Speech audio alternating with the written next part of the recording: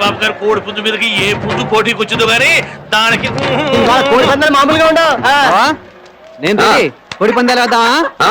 ఏంటయ్యో వరుసగా దాన్ని సరసానికి వచ్చావా? మా గురుడు కోడి అంటే నీ కోడి పల్టీలు పల్టీలు కొట్టి ఫ్యాక్టరీ అవతల పడుతుంది. ఇది మామూలు పుంజు కాదు, రాచమల్లు. ఇది రాచమల్లు అయితే నా పుంజు రతనాల చిట్టిమల్లు మునిమనవడరా బావా. చిట్టిమల్లు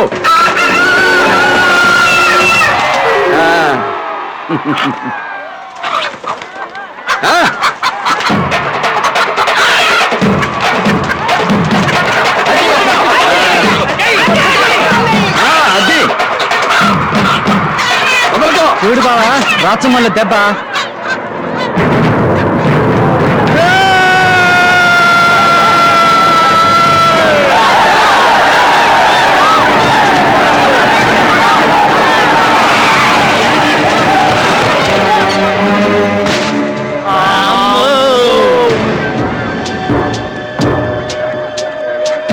వీడు మనిషా మర్రి చెట్ట ఈ పర్సనాలిటీ ఆడుదురు. తారెంపూడిదేనా? కనపడతలేదా పుంజులు కొట్టుకుంటే? భవానీ ప్రసాద్ ఎవరిక్కడ? పళ్ళు ఎక్కడ పెట్టుకున్నావు? సుక్కల్లో చంద్రుల్లో ఉన్నాడు ఈయనే. ఆపండ్రా పందెం. కోడి పుంజులు కొట్టుకుంటే ఏముందిరా, నువ్వు నేను కొట్టుకుందాం రా. చిన్న పిల్లల్ని చేసి నరసింగరాయుడు తమ్ముళ్ళని కొట్టడం కాదు, తమ్ముంటే నన్ను పడగొట్టు. ఎడకర్ర లాంటి నిన్ను పడగొడితే ఉందిరా. మీ నరసింగరాయుడిని రమ్మను, వాడి మెడకర్ర విరిచేస్తా. ఈ చేతులతో 100 మందిని చంపా. శిశుపాలుడిలాగా లెక్క డేటు పూర్తయి ఉంటుంది, అందుకే ఇక్కడ చావడానికి వచ్చావు. చంపడం తప్ప చావడం తెలియనోణ్ణి నేను, గెలవడం తప్ప ఓడడం తెలియనోణ్ణి. అయితే చేయగలుపు. వీడి లెవెల్ కి నువ్వెందుకు బావా, మన చిట్టిమల్లు చాలు. చిట్టిమల్ల ఎవడాడు? ఎంత ఉంటాడు? ఇదిగో ఎగిరితే అంత ఉంటాడు, ఎగరకపోతే ఎంత ఉంటాడు. ఒరే చిట్టిమల్లు రారా.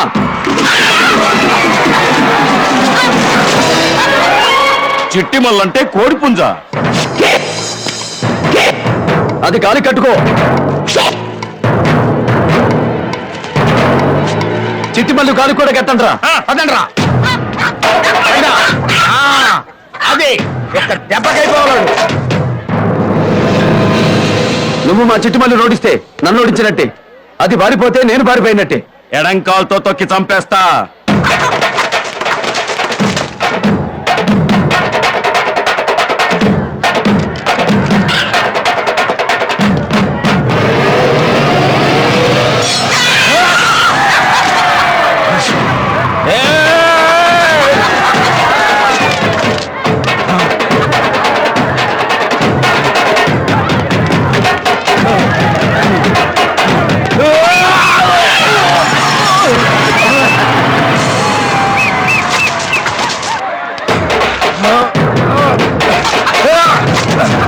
చెట్టిమల్లు చూపించరా నీ పల్నాటి పౌరుషాన్ని.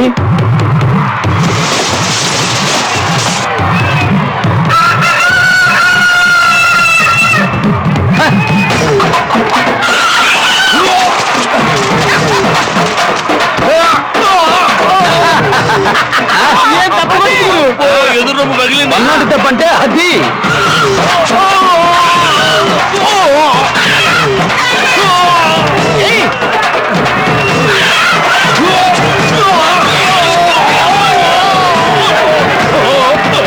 కారంపూడిలో గత్తిపేట పడిందంటే చెందిన నెత్తురు కరీంనగర్ లో పడుతుందిరా. కొట్టు.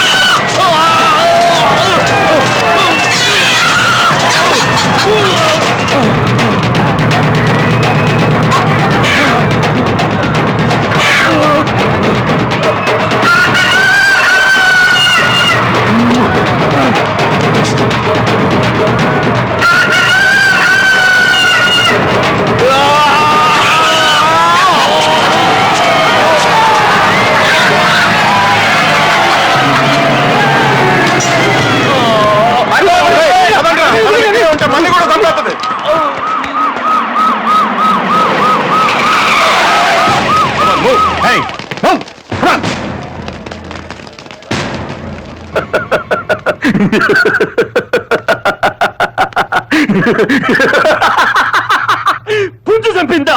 కోడి పుంజు సిగ్గులేదురా? నా అమ్మ కడుపున నాయనకి అట్ట పుట్టారా?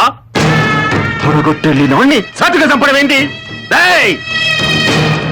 నేను నాగాయలంక నరసింగరాయుణ్ణి. అన్ని నశతులతోటే నరకాల.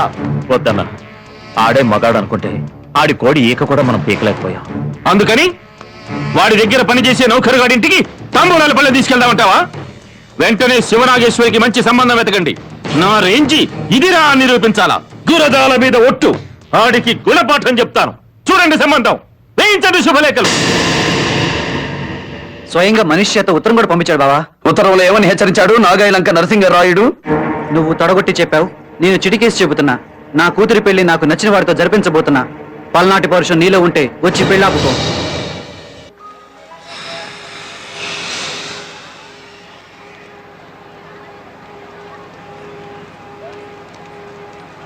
అమ్మా, నాన్న ఏందమ్మా భయపడుతున్నావా?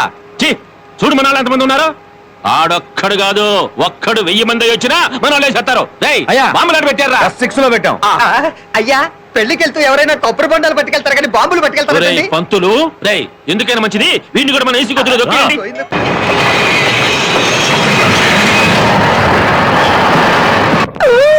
ఏమిటి పంతులు ఎప్పుడు మీనమేషాలు లెక్క పెడతా ఉంటావు? ఈ డబ్బా కట్టుబాడా రైలు రావు కాలంలో బయలుదేరిందండి. ఇంటి దగ్గర బయలుదేరాక ఈ పట్టింపులు ఉండవుగా? తెంగరితనం వల్ల పంచాంగం తిరిగే చదివానండి. మనం ఇంటి దగ్గర బయలుదేరినప్పుడు యమకట్టంలో బయలుదేరావు. ఏయ్, ముందు నోట్లోకి వెళ్ళి ఊసిరా. నువ్వేం చెప్తున్నావో అర్థం కావట్లేదు.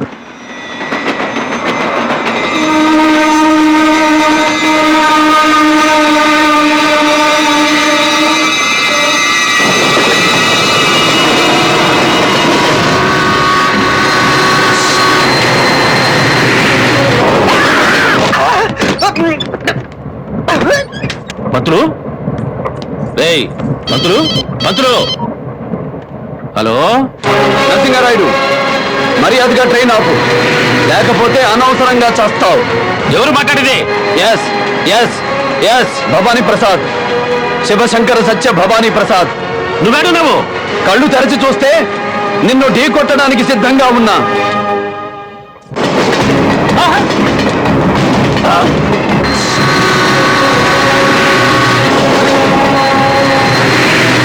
అన్నా, మన బండి ఎదురుగా ఇదే ట్రాక్ లో వేరే రైలు ఇంజిన్ మీద వస్తున్నాడు. నానేరా చస్తాడు. ఆడొక్కడే పోతారన్నా. మన ఫ్యామిలీ రైల్లో ఉన్న మన వాళ్ళు మొత్తం పోతారన్నా. అవునన్నా. చచ్చిపోతావరా? కొంతమందికి ఆస్తి అంటే ఇష్టం, కొంతమందికి బంగారం అంటే ఇష్టం, కొంతమందికి ప్రాణం అంటే ఇష్టం. నాకు ఇచ్చిన మాట అంటే ఇష్టం. నీ కూతురు మా గురజాల చంద్రుడికి కోడలవ్వాలరా. నా కంఠంలో ప్యాన్ ఉండగా జరగదు.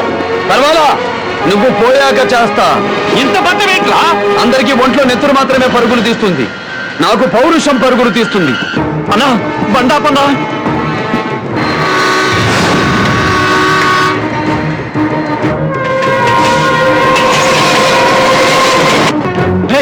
ఇదే ట్రాక్ లో ఎదురుగా వేరే రైలు బండి వస్తుందిరా. అది గుర్తుందంటే బాంబులన్నీ పేలిపోతాయి.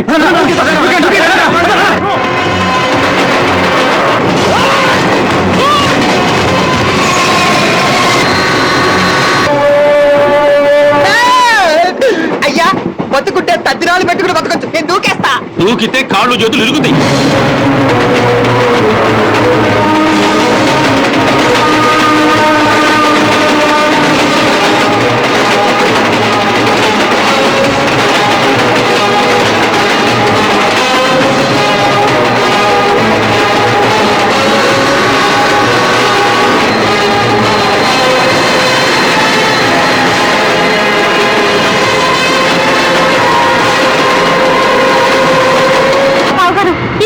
ఇంకో పెళ్లి చూసుకుందాం.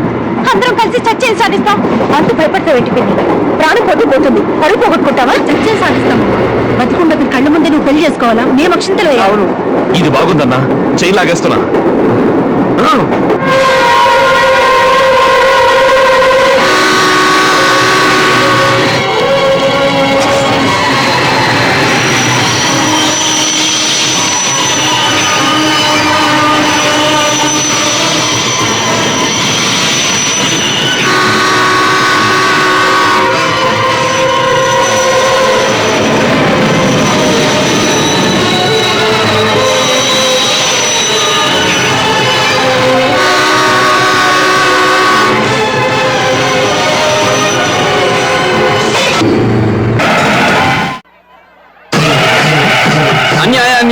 కోసం పోరాడి పలనాటి గడ్డ మీద యుద్ధంలో మరణిస్తే వీర స్వర్గానికి చేరుకోవడమే విజయమని భావించి గెలుపు కోసమే కాకుండా వీర మరణం కోసం రణం చేసిన పలనాటి వీరులారా, ఆనాడు మీరు యుద్ధం చేసిన ఆయుధాలు ఇవే ఇవే ప్రభావం నుంచి అక్షయ్ వరకు ప్రతి 7 కొత్త నెత్తులతో వీటి వేడిని చల్లార్చి నాగులేటిలో ముంచి శాంతి చేస్తున్నాం. 800 సంవత్సరాలుగా వీరాచారాన్ని కాపాడుతున్నాం. మమ్మల్ని ఆశీర్వదించండి. జై చెన్నకేశవ! జై చెన్నకేశవ! సార్ నేను నాగులేటిలో స్నానం చేస్తాను. కన్నమదాస వంశంలో పుట్టిన వాడివిరా, నాగులేటిలో మునిగితే నీకు నడకొస్తుందేమో రా.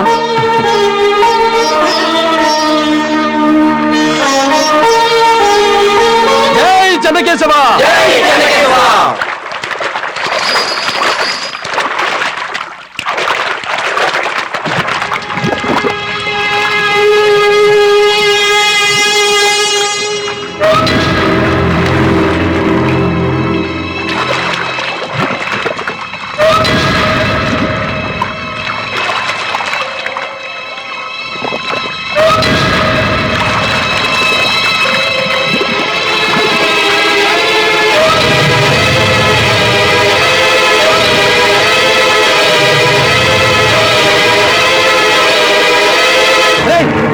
కుమార్దాస్ ఎక్కడ? ఏమైంది బాబు? కుమార్దాస్ కనిపించడం లేదు. ఎక్కడ కుమార్దాస్? కుమార్దాస్ వెతకండి.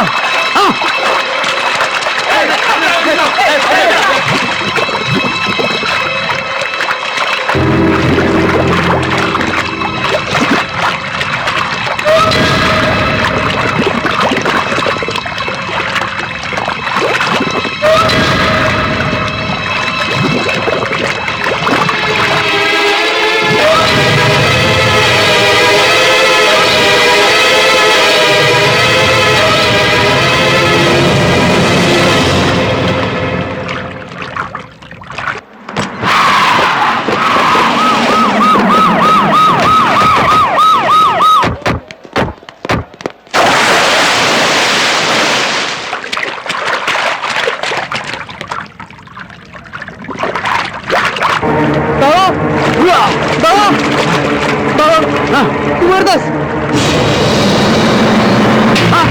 కుమార్! కుమార్! బాబు! కుమార్!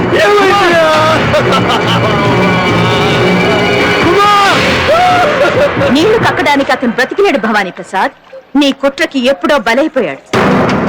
నువ్వు నిజంగా వీళ్ళకి దేవుడివైతే, నాయకుడివైతే అతని ప్రాణాలు ఎందుకు తీసావు?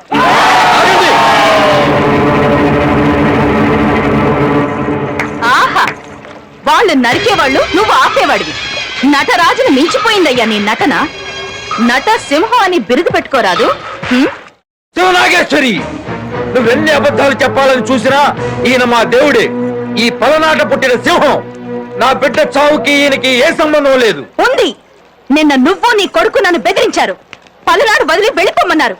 అందుకే ఈ రోజు మా వాళ్ళందరినీ నేను పిలిపించుకున్నాను. నా కూతురికి వీడితో ఈ కార్తీక అమావాస్య సాక్షిగా పెళ్లి చేయాల్సిందిగా నేను నిలదీయడానికి వచ్చా. కానీ వీడు బతుకుంటేనే కదా సమస్యని నీళ్లలోకి మునగ్గానే నువ్వే ముక్క మూసి వాడిని చంపేశావు. ఇది ప్రమాదవశాత్తు జరిగిందా, కావాలని చేశావా అని చెప్పాల్సింది నువ్వు మేము కాదు, కోర్టు. ఆ రోజు అధర్మాన్ని మోసుకొచ్చారని మీరు మమ్మల్ని మందలించారు. ఈ రోజు ధర్మాన్ని మోసుకెళ్లాలనుకుంటున్నాను. దయచేసి జీపెక్కండి. ఆగండి! మనుషులతో వ్యాపారం చేయడం చూశాను గాని శవాలతో వ్యాపారం చేయడం, పీనుగుడితో రాజకీయం చేయడం ఇప్పుడే చూస్తున్నాను.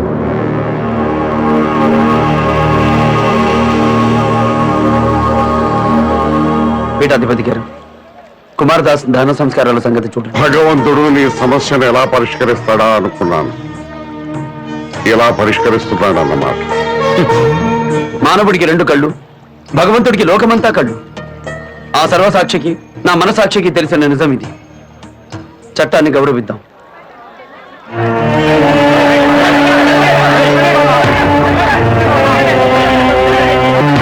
భవానీ బాబు, నా కొడుకు బతికే ఉన్నాడు బాబు. నా కొడుకు బతికే ఉన్నాడు.